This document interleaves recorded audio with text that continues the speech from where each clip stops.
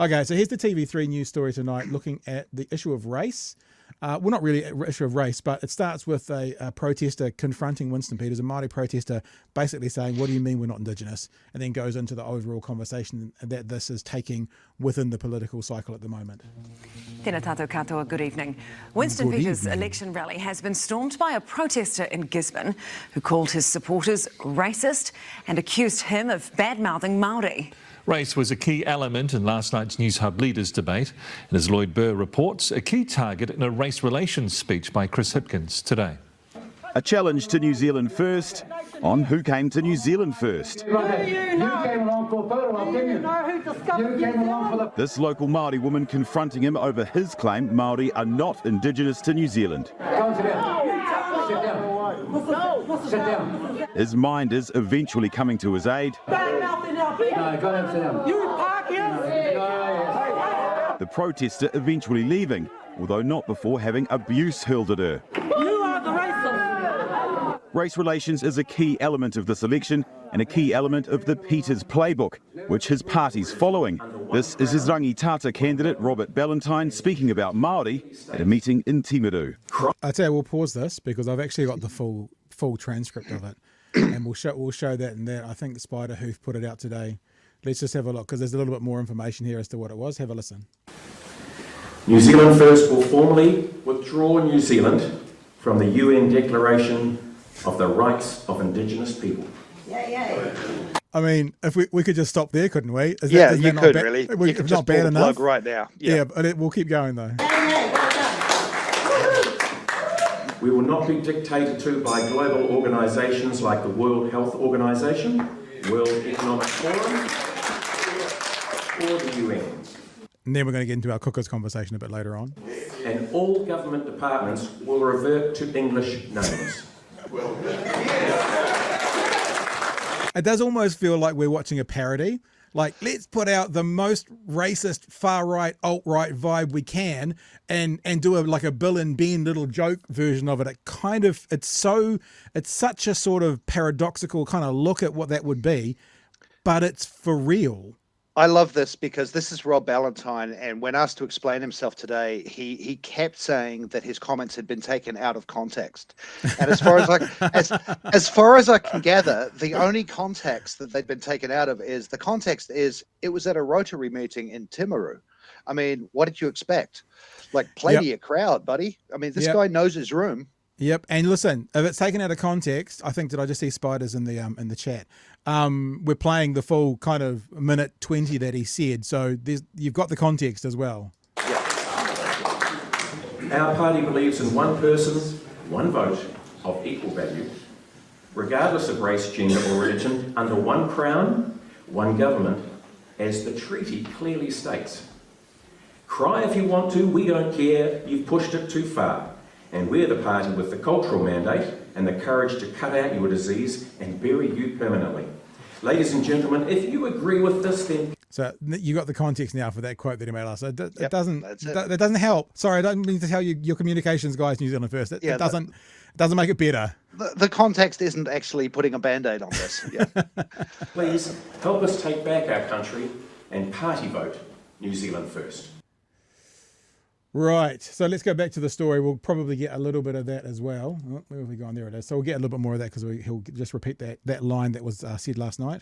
Cry if you want to, we don't care, you've pushed it too far. And we're the party with the cultural mandate and the courage to cut out your disease and bury you permanently. Chris Hipkins put that quote to Christopher Luxon at last night's News Hub Leaders debate. You to Party Murray coming to power in 3 years. Do you think that's racist? I do. I don't think that's acceptable at all. So why are you willing to have them sitting around the cabinet table? News Hub called Ballantyne to ask him about his comments. He referred us back to his leader. Do you think the comment is racist? No, of course it's not.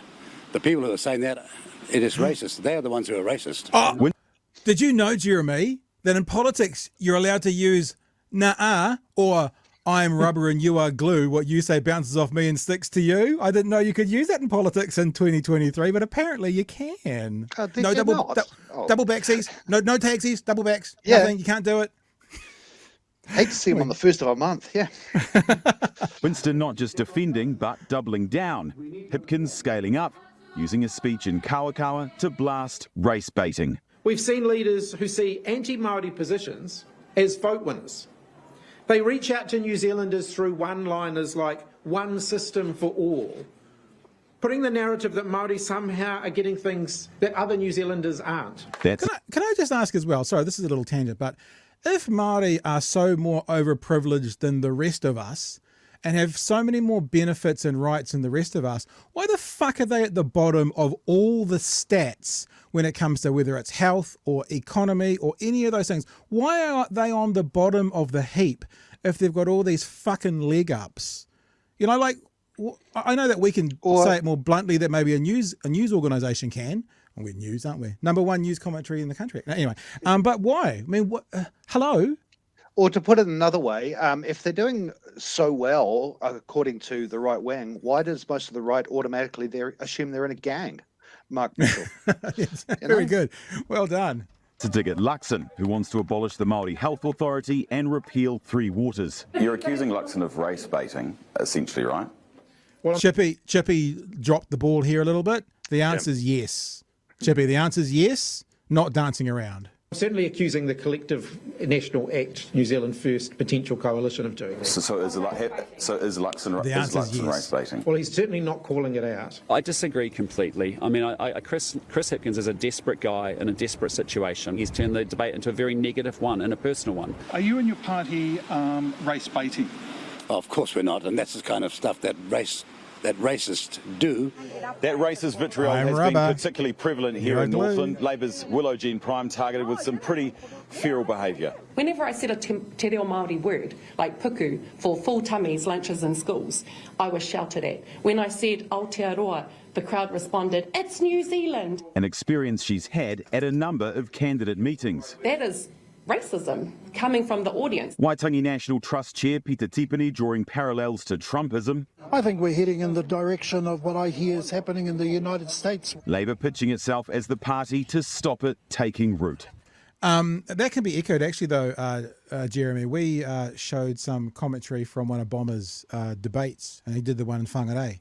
And there was a man from Courier Polling who had a Scottish accent. We played this on the show, reading out the results quite clearly.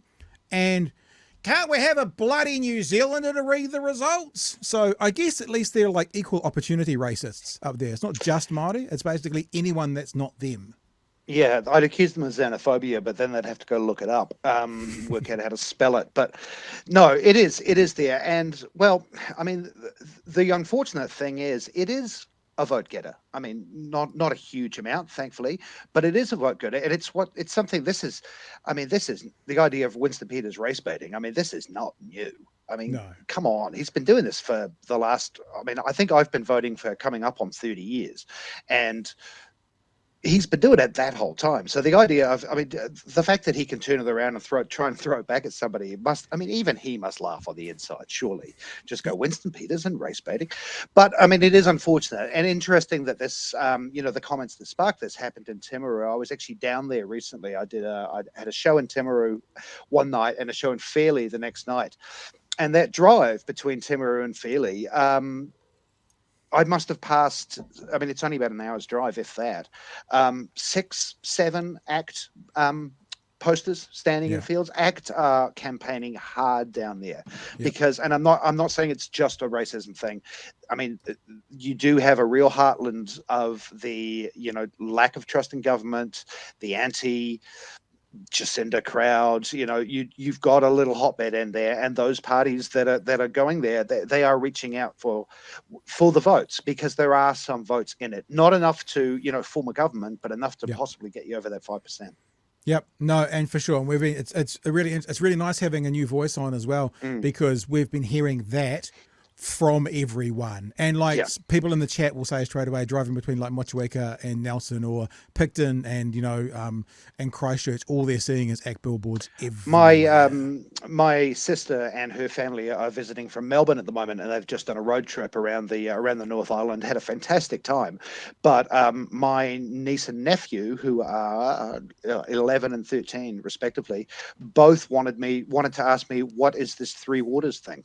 Because we've just seen so many signs about it, and why don't people want it? And it's quite a tricky one to explain. you know? Yeah. Yeah. Nikora says, which is nice. To be fair, to call them solely racist, they're also sexist. So Yeah, you well, know. I mean, you pointed that out. It's not it's anything different. It's there is a core group of people in this country, as there are in every country, but in this country, and they're more vocal than they have been in my lifetime, who are just against anything that isn't them.